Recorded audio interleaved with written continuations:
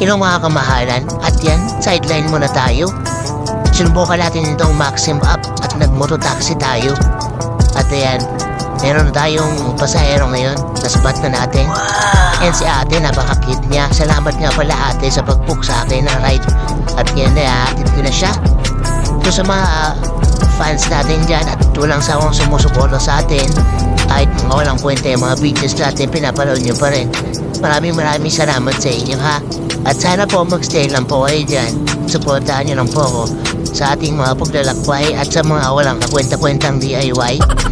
So God bless po mga kamahalan.